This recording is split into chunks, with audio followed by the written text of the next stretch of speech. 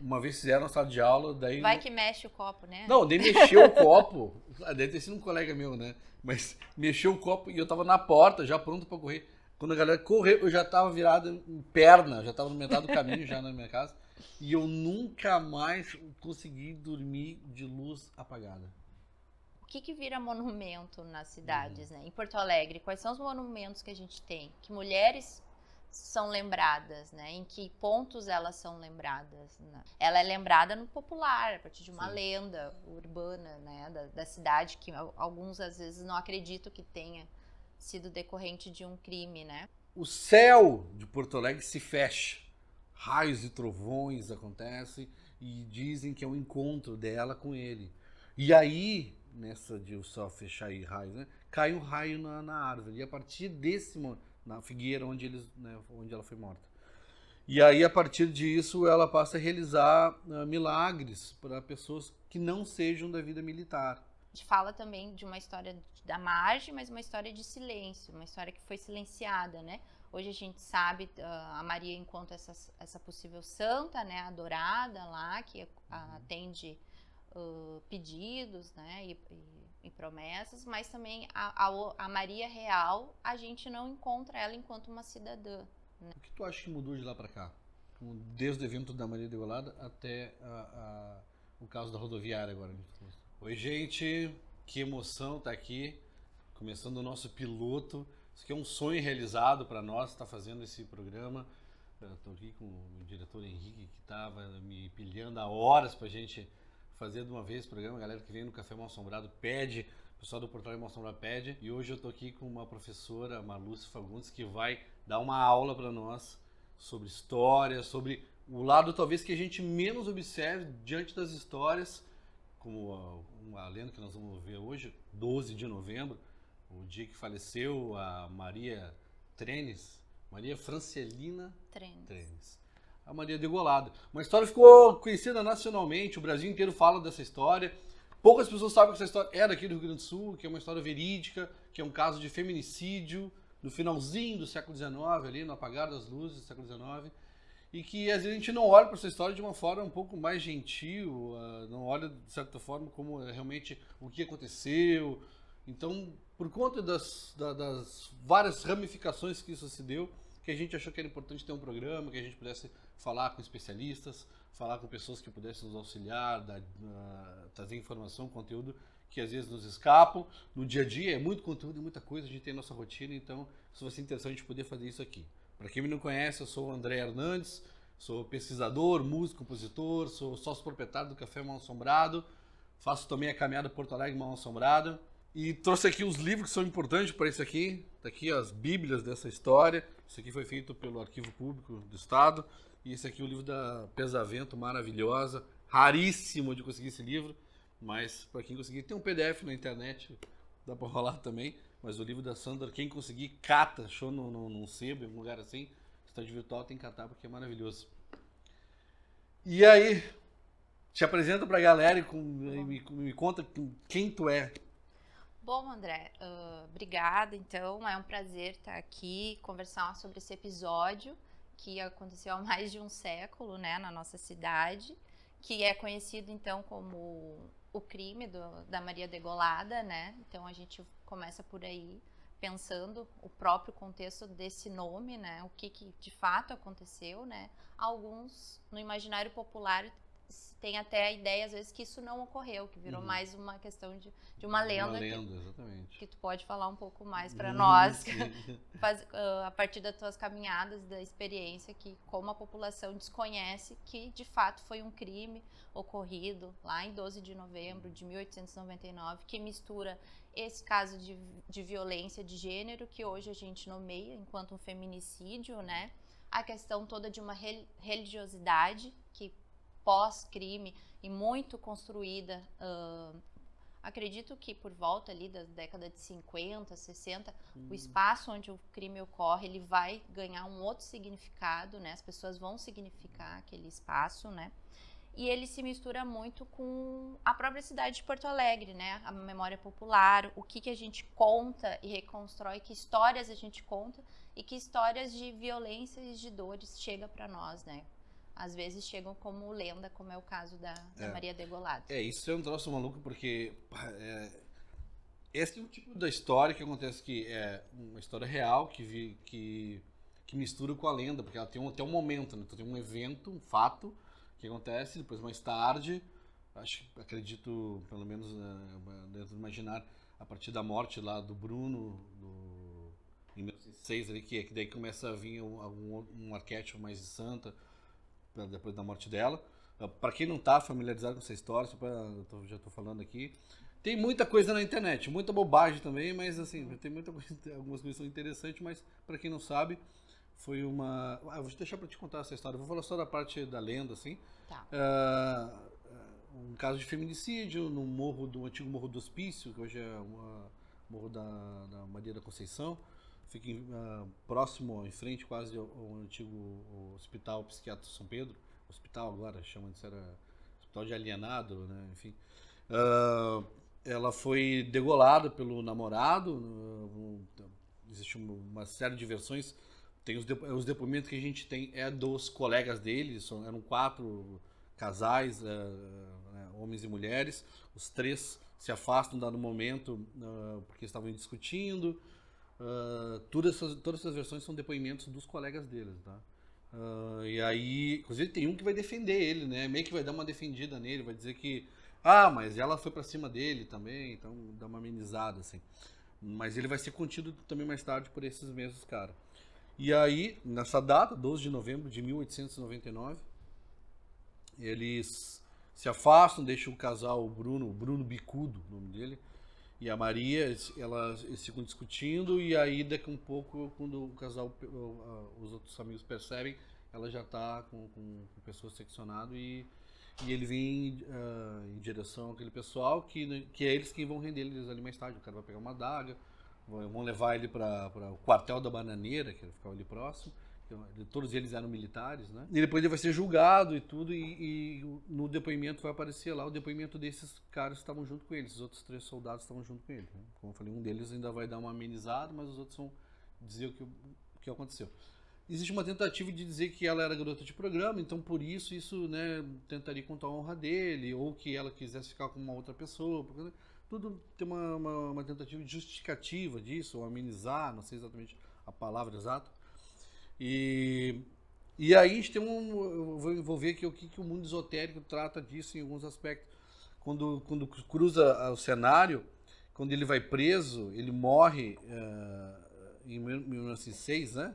Isso. E aí ela, segundo o mundo esotérico, minha mãe que é espírita aqui, sabe, participou desses eventos, o céu de Porto Alegre se fecha, raios e trovões acontecem e dizem que é o encontro dela com ele. E aí, nessa de o céu fechar e raios, né, cai um raio na árvore, e a partir desse momento, na figueira onde ela foi morta. E aí, a partir disso, ela passa a realizar milagres para pessoas que não sejam da vida militar. Isso. Certo? Isso tem uma parte importante nisso.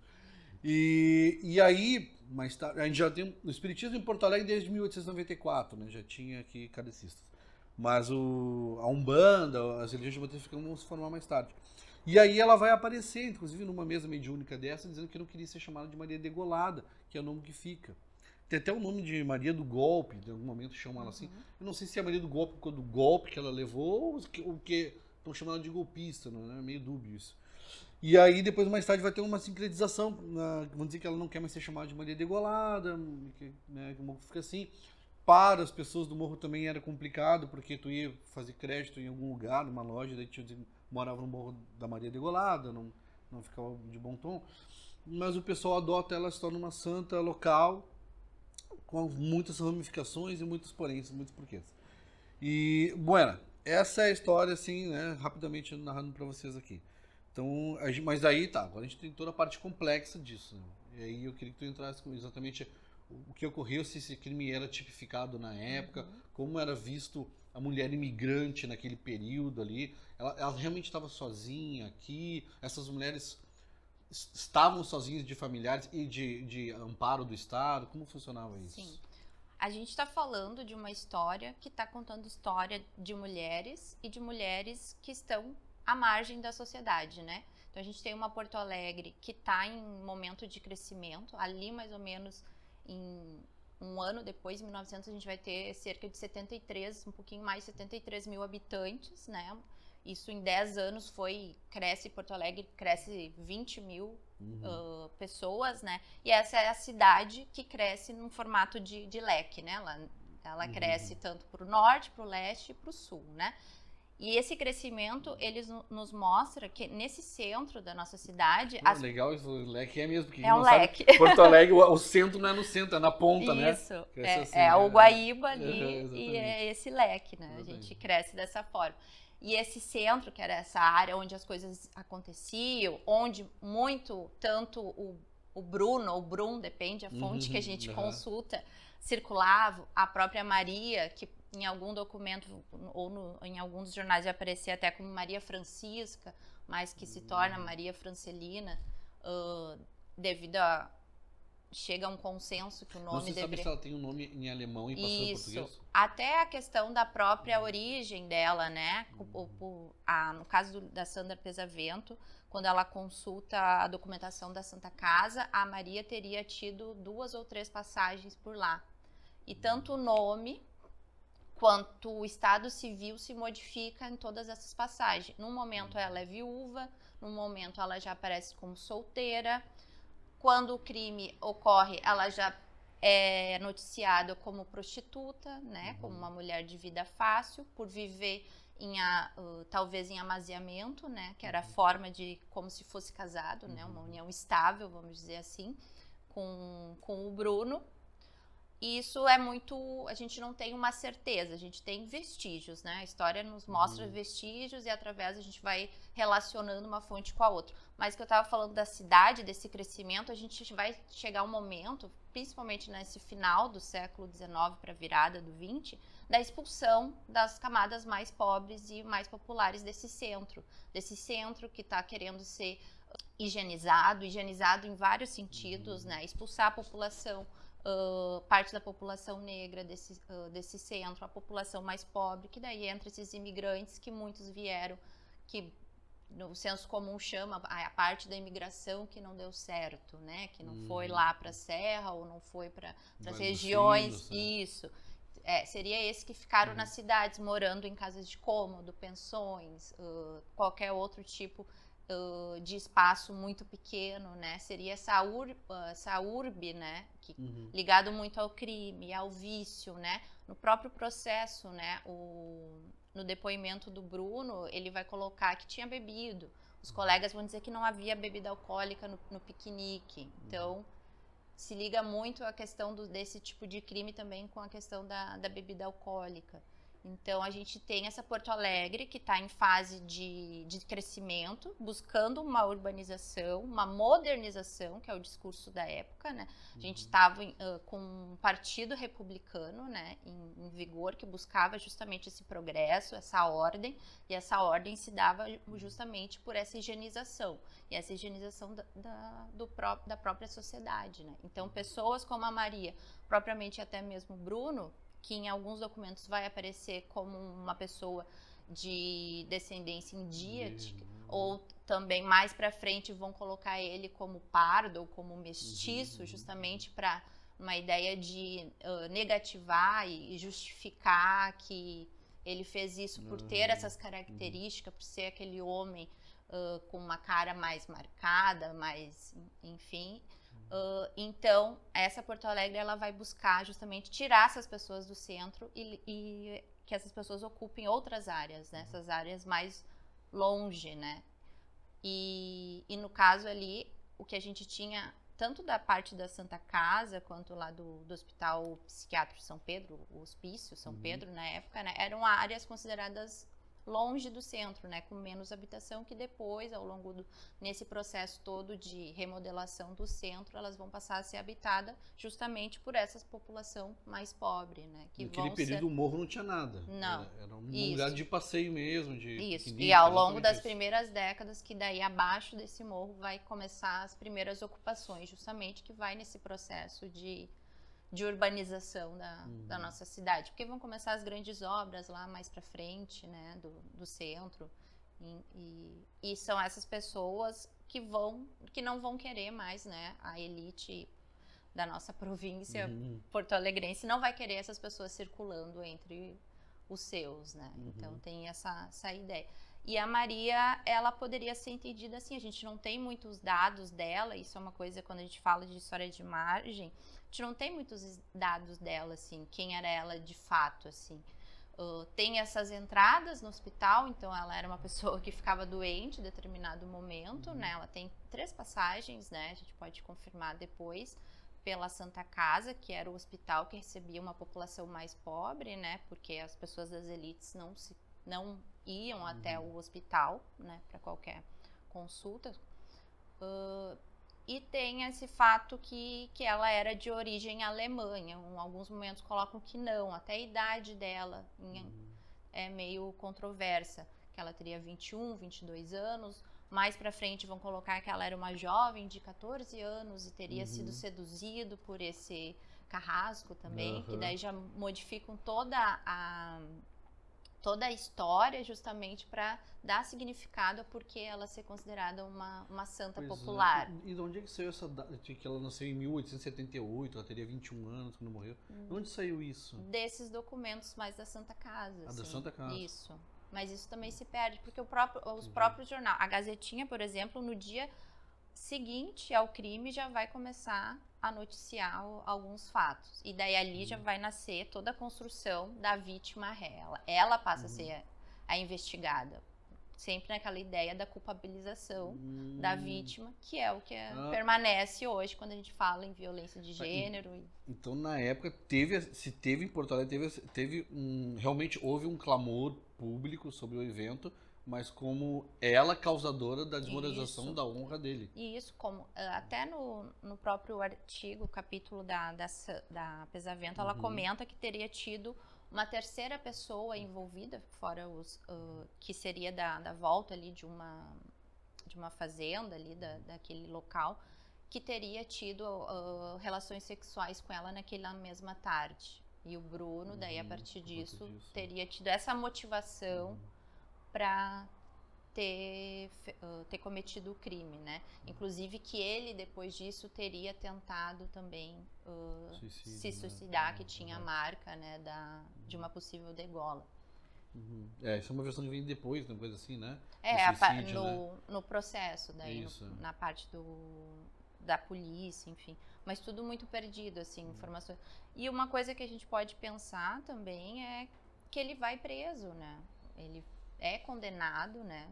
Ele acaba falecendo, né? Ele chega a passar pela Santa Casa 1 ano antes, ele adoece na Casa de Correção, que era o antigo presídio, né? Mas ele acaba sendo condenado. Algo que não é tão comum para esse tipo de crime, para uma mulher popular.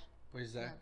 Uma coisa, quando ele disse que ela era que ela era prostituta, que ela tinha uma vida fácil, claro, é uma tentativa de manchar a imagem dela e também de anular toda e qualquer defesa dela, né? Porque estaria ferindo a honra dele, aquela coisa toda. A gente não tem nenhum tipo de tipificação criminal naquele período sobre feminicídio, algo parecido, nada. Não. Zero. Tá, então assim, como a gente percebe a vida daquelas mulheres imigrantes e as recém-libertas, escravizadas, que estavam meio a Deus dará, assim, na cidade,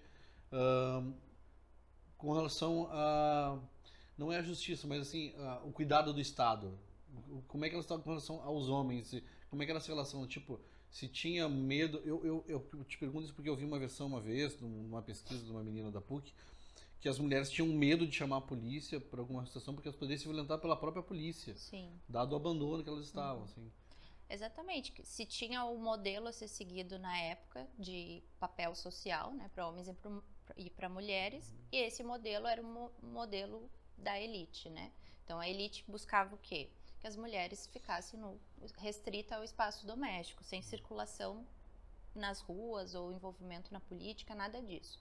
Então esse era o modelo que se esperava das mulheres. Mas como é que mulheres recém-libertas, que vinham que eram força de trabalho durante todo o período da escravidão. Mulheres recém-chegadas de outro continente, sem nenhuma condição, meio de subsistência, vão ficar vinculadas só ao espaço doméstico. Como é que vão viver, né? Muitas vezes sem família, né? A história da Maria, às vezes a gente pode pensar que ela não tinha nenhum familiar, apesar do nome do pai dela aparecer nessa documentação do hospital, da Santa Casa, a gente não sabe se eles conviviam juntos antes dela ter esse relacionamento com o bicudo, né?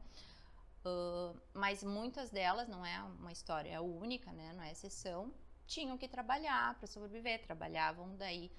E esse trabalho era público, era de lavadeira, era prestando serviço doméstico, era quitandeiras. Então, elas circulavam, elas tinham essa circulação. Só por elas ter essa circulação, moralmente, elas já eram condenadas.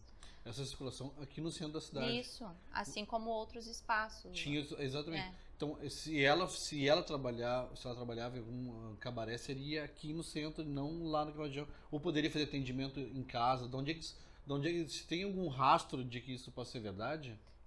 Rastro de que ela era prostituta, assim, tem só o Diz que me diz, né? E os depoimentos de todos os homens, assim como todos os operadores do direito, do processo ou da polícia, eram homens na época.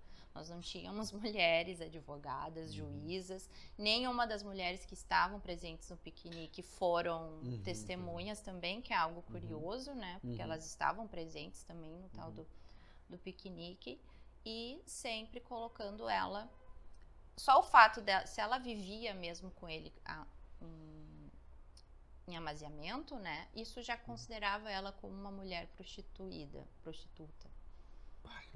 Tu acha, uma opinião pessoal, tu acha que as mulheres daquele período e daquele evento não conseguiram, deixa eu consigo formar bem essa pergunta, elas entenderam o que estava acontecendo, porém não quiseram se colocar ao lado dela para não sofrer as mesmas consequências da sociedade, ou elas não tinham capacidade intelectual de entender realmente de fato? Então, acho que as mulheres entendiam o feminismo, entendiam a ideia, sem esse nome ainda, mas entendeu o que está acontecendo ali. A gente já tinha movimentos feministas assim, fora do Brasil, no Brasil ainda muito incipiente, mas eu acho que elas não eram nem consideradas para depor, isso pela própria lógica da justiça e do Estado, né? Elas não eram bem-vindas no espaço público, né?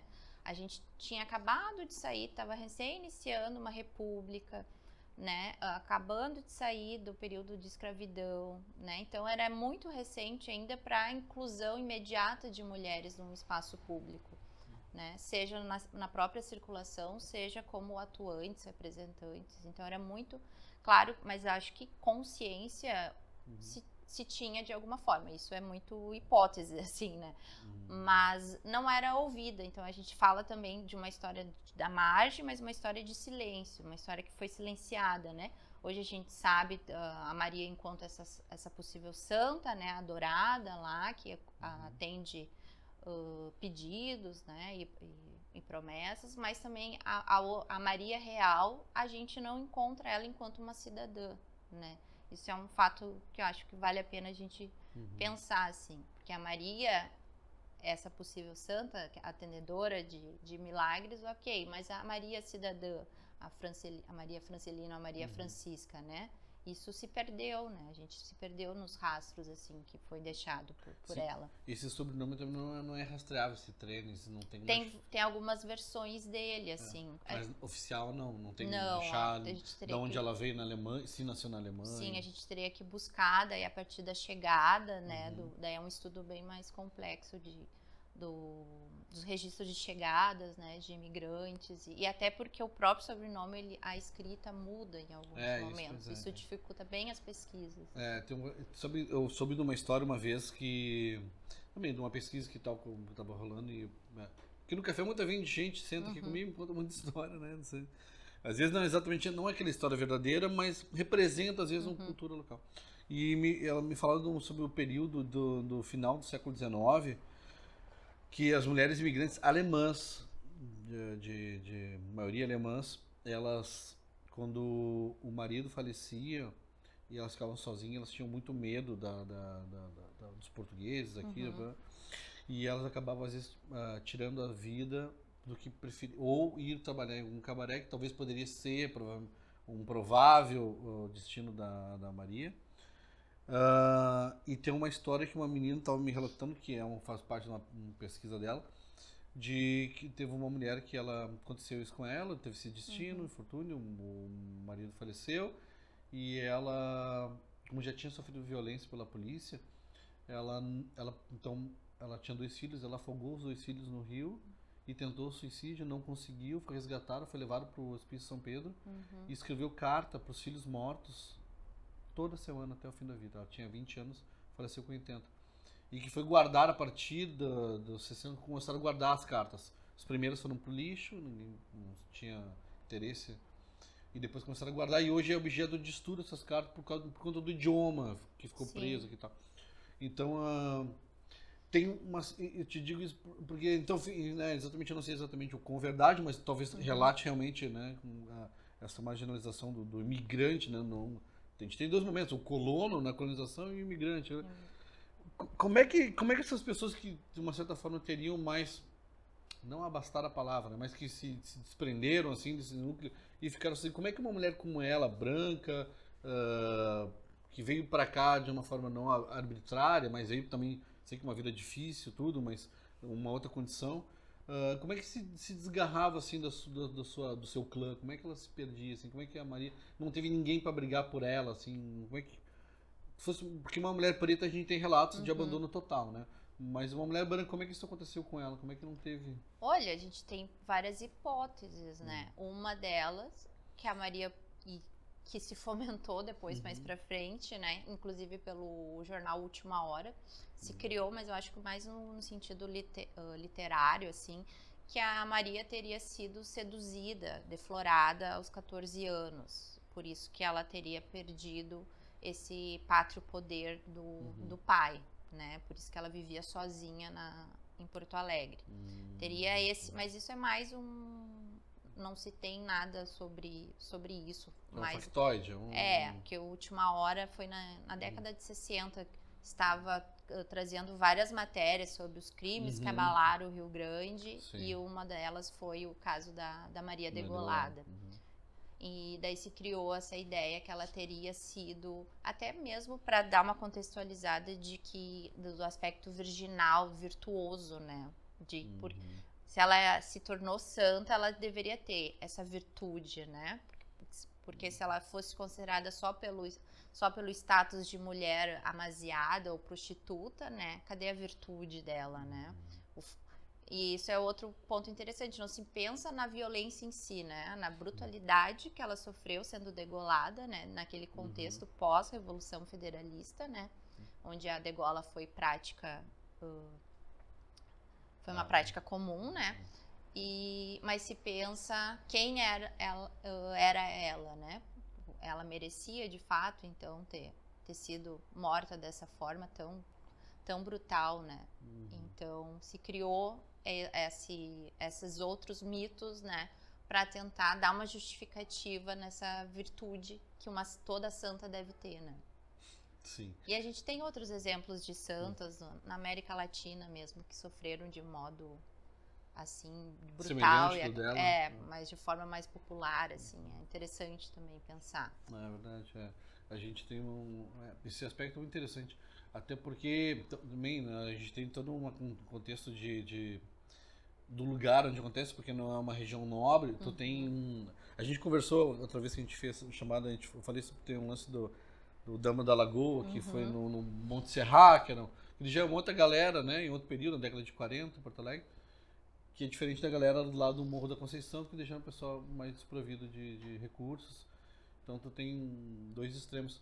Mas chama atenção porque mais tarde esse Morro da Conceição, que vai virar Morro da Conceição, que é o Morro da Maria Degolada no começo, antes era Morro do Hospício, né? Isso. Vai ser povoado pelas pessoas que estão sendo libertas e mais carentes, como os imigrantes.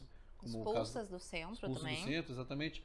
E majoritariamente uma comunidade negra que vai acabar preservando a memória dela. Como é que é essa relação hoje?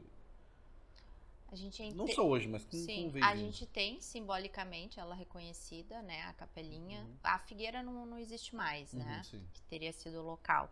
Mas a gente tem essa devoção bem da comunidade, né? Há algum tempo atrás também houve todo uma trajetória da comunidade, algumas líderes comunitárias buscando a modificação do nome, né? De não ser mais chamado de Maria Degolada e passar a ser chamado Maria da Conceição, justamente por todas essas questões de estereótipos e dificuldade que as pessoas teriam de encontrar emprego e tal. Então houve esse esforço lá da comunidade e existe lá agora simbolicamente um reconhecimento como um lugar de memória, né? E na prefeitura, pelas últimas notícias, eu vi que também estão tentando reconhecer. Mas é outra questão que a gente pode pensar. O que vira monumento nas cidades, né? Em Porto Alegre, quais são os monumentos que a gente tem? Que mulheres são lembradas, né? Em que pontos elas são lembradas, né? Isso é outra coisa que a gente... Ela é lembrada no popular, a partir de uma lenda urbana, né? Da cidade, que alguns às vezes não acreditam que tenha sido decorrente de um crime, né? Mas que memória essa cidade traz dessas mulheres, assim como a Maria Francelina, esse outro caso que tu trouxe agora da Lagoa, enfim. A gente não vê, tem pouquíssimos. Agora, talvez nos últimos anos tenha tido um movimento de alguma placa, mas não tem grandes bustos. Tem ali, agora a Elis Regina ali, mas é muito recente. É a Anitta Garibaldi, Elis Regina... Para pessoas negras, talvez o Zumbi dos Palmares, muito agora. Recente. Muito recente também. E lá a gente tem toda essa parte da devoção a ela, ainda muito simbólica, né? Não sendo reconhecida de fato, tombada pela prefeitura. E o que tu acha que se deve a essa resistência de fazer isso? Eu acho pela questão do ser popular, né? Dela ter essa... Ela vem do popular, né? Não foi a elite que escolheu adorar ela. Verdade. No caso, a elite condenou ela, seja pelos jornais, seja pelos operadores do direito, né? Sim. A gente tem um outro grande também, por exemplo, é a Bronze, né? A Felizarda. Também poderia receber uma homenagem, né? Ela dá o nome de uma praça informalmente em Porto Alegre, né? Sim. Ninguém chama Praça Pedro Osório. Pra eu falar Praça Pedro Osório, ninguém sabe onde é aqui em Porto Alegre. Ninguém sabe onde é. É o Alto da Bronze. É mais um grande episódio. E isso para mim é muito interessante porque, como é forte, não só a lenda, né? Maria Degolada é um nome muito conhecido, até pela ideia que se mistura junto com a Blood Mary, entre outros grandes arquétipos dessa história. Tem a ideia de chamar ela três, que não sabe, né? Chama 3 vezes no espelho, ela aparece. Não testem isso, não estou dizendo para vocês fazerem. Façam por conta e risco, eu não me envolva nisso. Que isso, pô, eu tava no colégio, tu deve ter ouvido isso no colégio. Como é que chegou pra ti essa história?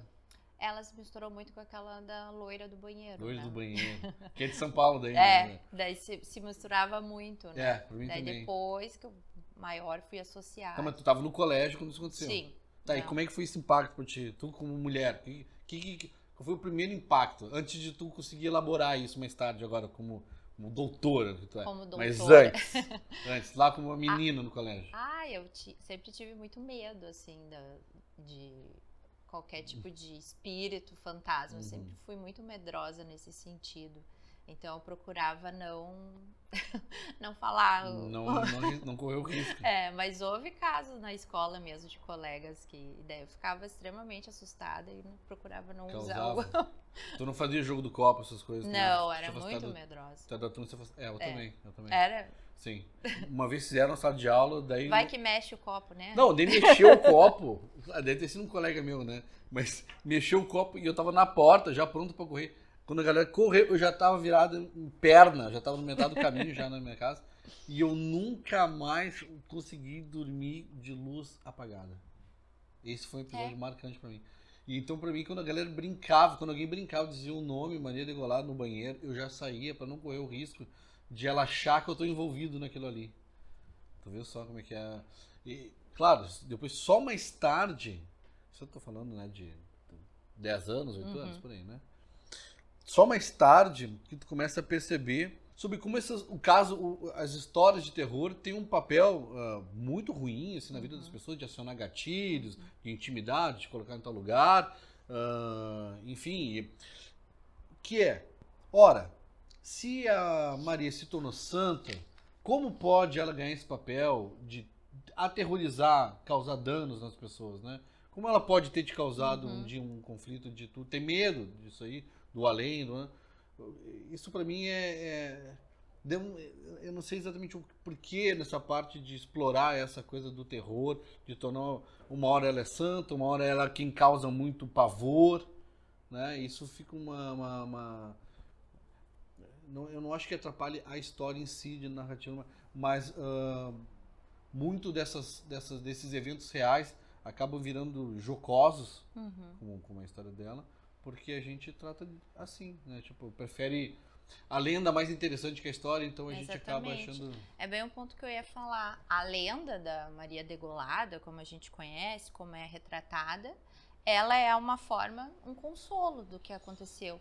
Mas ela também é uma forma de esquecimento daquela Maria Francelina, né? Do crime que de fato ocorreu, né?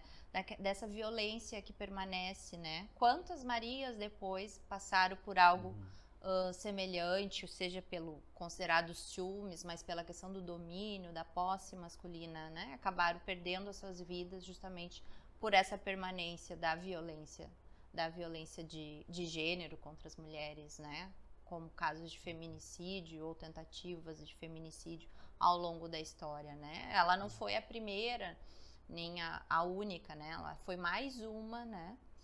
Que, infelizmente, se a gente for olhar as manchetes da Gazetinha lá do Correio do Povo, a gente vai encontrar manchetes tão semelhantes agora em 2025, retratando casos de feminicídio, né?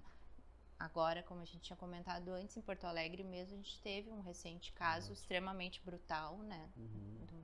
Partes distribuídas pela cidade. E já tinha matado a mãe antes, emparedada. Isso. Né? E o Dia das Mães. Exatamente. Como se usou novamente a cidade para distribuir essas partes do corpo, enfim. Mas é algo que parece que a gente está lendo ainda lá em 1899, mas que está acontecendo aqui em 2025. Então é isso, a gente mantém a lenda viva, né? De alguma forma, como consolo, ou seja, como...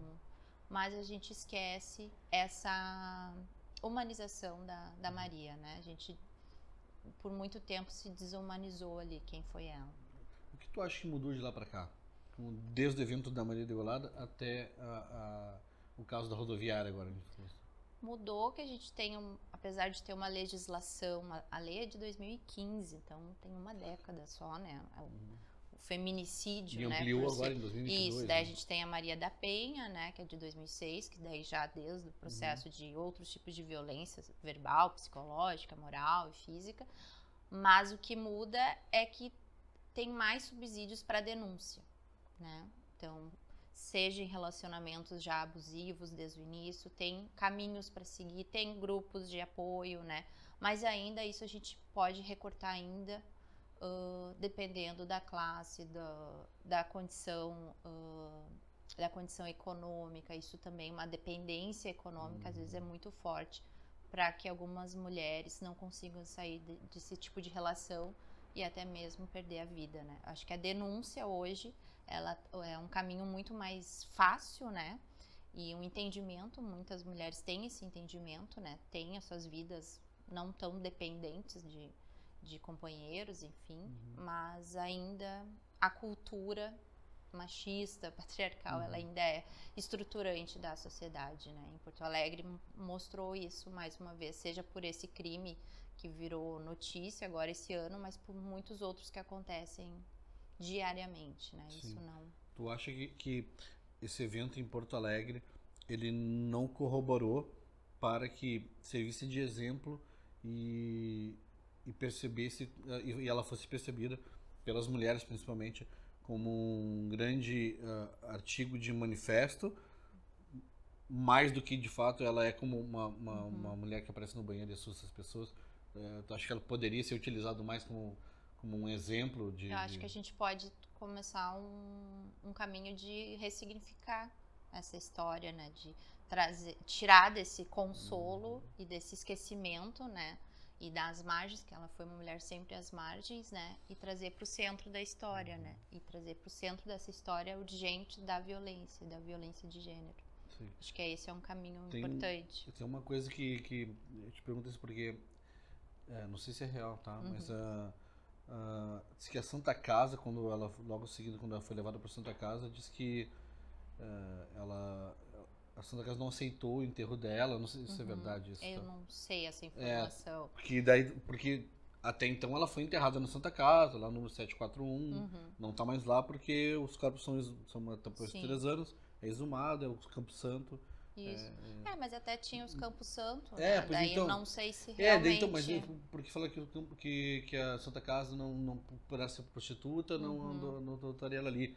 Porém, o Campo Santo é um lugar para pessoas humildes mesmo. Isso desde o início, desde que estava aqui na matriz. Então, assim, eu não sei o que é verdade nisso, né? Mas se isso de fato acontece, a gente não tem essa informação exata, né? Porque era esse lugar destinado para essas pessoas. Se não fosse, ele seria onde? Não teria como, mas ela teria sido enterrada nesse 741 aí. Certo. E isso, naquele momento, a comunidade germânica não existia a ideia da sociedade germânica já nessa época. Porque nós já tínhamos até ouvindo, acho que já tem uma galera trabalhando e fazendo coisa, né? Sim, a gente tinha já uma elite germânica, mas a população mais pobre realmente ficava mais à margem ali, tentando sobreviver dia por dia, né? Não tinha essa coisa de, ele é um dos nossos. Não. Daí não, é a mesma coisa. Nesse caso, Mas teve todo esse fato do reconhecimento dela como santa, recentemente em algumas pesquisas, pelo fato dela ser uma mulher branca, loira, né? Daí se pergunta se ela tivesse sido uma mulher negra, se ela teria tido depois essa devoção que ela teve. Tem toda essa questão, né? Porque ela era considerada, os jornais mesmos colocaram ela como uma moça muito bonita, loira, que estava com um vestido azul, enfim. Colocaram todo esse estereótipo de beleza nela. Então, recentemente, algumas pesquisas vêm questionando essa questão da cor, que daí se contrasta também com a questão da cor do agressor, né? Que teriam transformado ele em um homem mais escurecido. Ele, que inicialmente era tido como de feições indígenas, e daí depois se tornou até mesmo pardo, assim, para considerar ele realmente como o perfil de um criminoso, de um possível criminoso. Dele tem um retrato falado, né? Isso. E dela tem uma foto. Se usa muito uma foto que é de uma atriz, na verdade. Isso, né? Que não seria uma foto. Não seria a foto dela. Mas pela descrição principalmente da Gazetinha, que teria ido logo no dia averiguar o caso, teria sido usado. A Gazetinha era um jornal popular, bem de factoides, coisas assim, né? De coisas bem... ele era mais... Daí tinha o Correio do Povo, que já estava no início, e a Federação, que era o jornal... Do Júlio, né? Isso, só que a Federação, pelos trabalhos, assim, ela teria reproduzido algo que já teria saído nos outros dois, assim. Teria sido mais de segunda mão, assim, para não deixar de fora um assunto que tomou as páginas nos próximos dias, depois do 12 de novembro, né?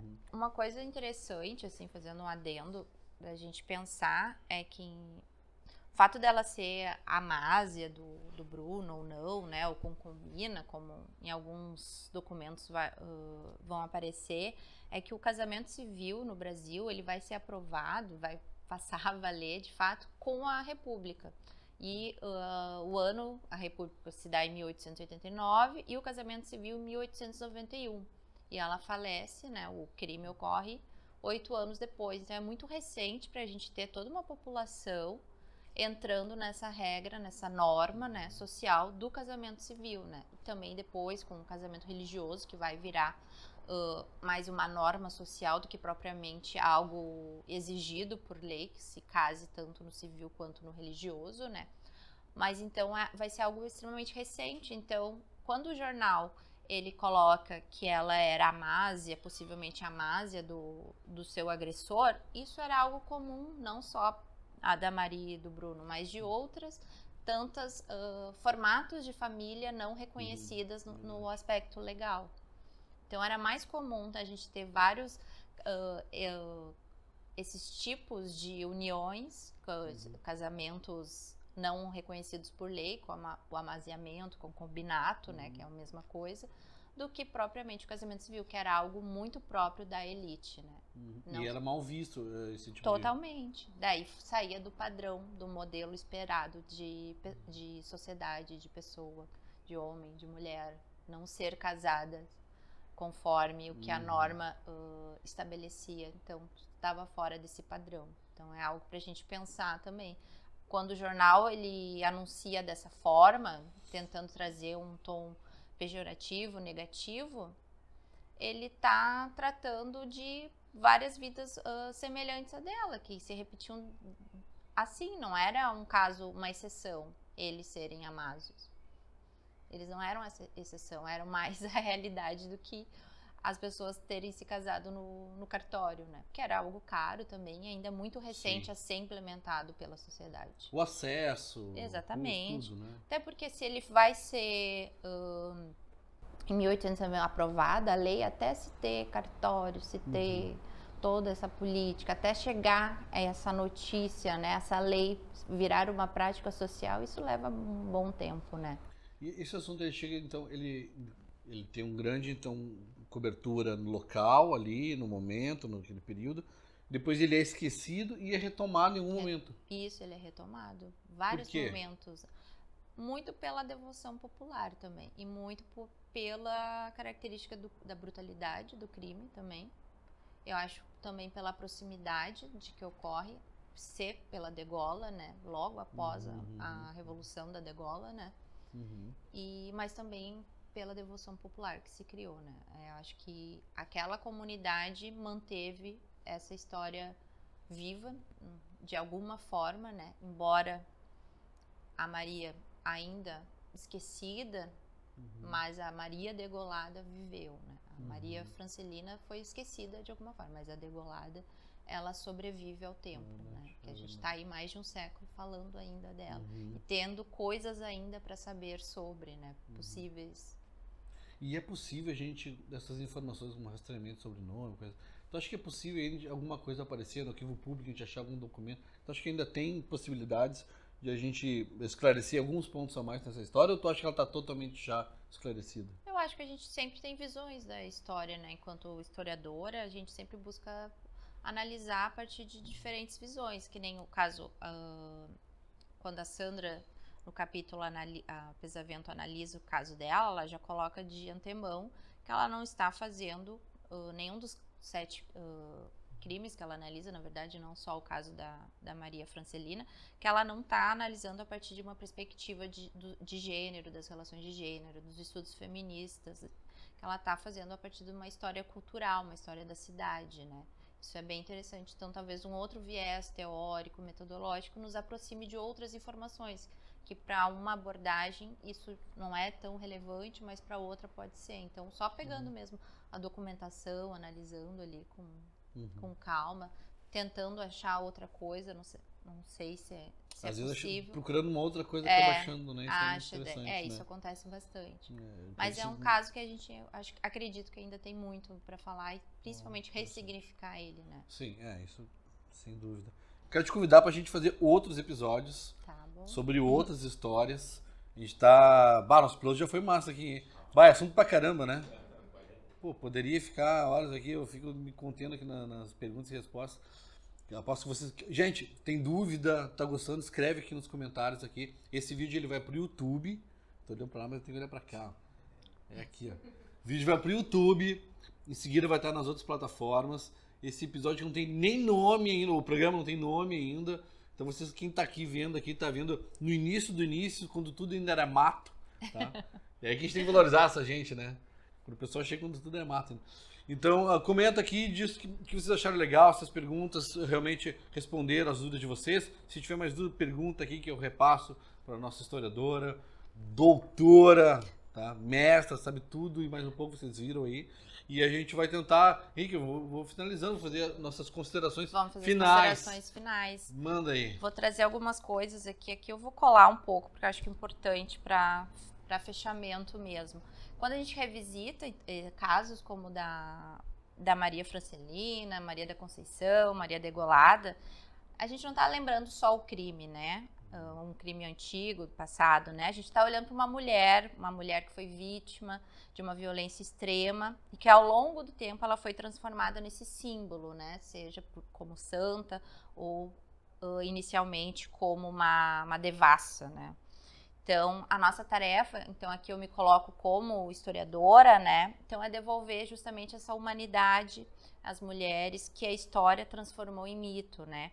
Lembrar da Maria Francelina é lembrar de todas as mulheres que foram silenciadas, sejam elas mulheres trabalhadoras, imigrantes, pobres, negras, né? Ex-escravizadas, que acabaram vivendo e morrendo nas margens, como foi o caso da Maria Francelina. É fazer dessa memória não apenas um altar, algo simbólico, né, mas um ato de justiça, né? E talvez é isso que ainda mantém a chama acesa no altar da Maria da Conceição. A lembrança de que toda a vida da mulher merece ser contada com verdade, dignidade e voz. A voz que tiraram dela quando degolaram ela. Isso aí, obrigada, André. Que mensagem profunda, muito obrigado. Eu te agradeço, tá? Poxa, foi profundo isso, hein? Pô, que bacana, encerramos muito bem. Eu espero ver vocês no próximo vídeo. Henrique, obrigado pela estrutura aqui, a Sara. A gente está montando essa ideia inicialmente aqui, justamente para trazer, elucidar, trazer um outro ponto de vista, um outro prisma, uma perspectiva, né, sobre essas histórias e a forma de ver. Que inclusive me tirou as palavras de tão bem que está colocado, exatamente aquilo que a gente precisa fazer com essas histórias, né? Talvez olhar para um outro cenário e fica a reflexão, leva isso para casa e vai dormir com essa aí agora aí. Henrique, esqueci de alguma coisa? Obrigada. Galera, um abraço, até a próxima.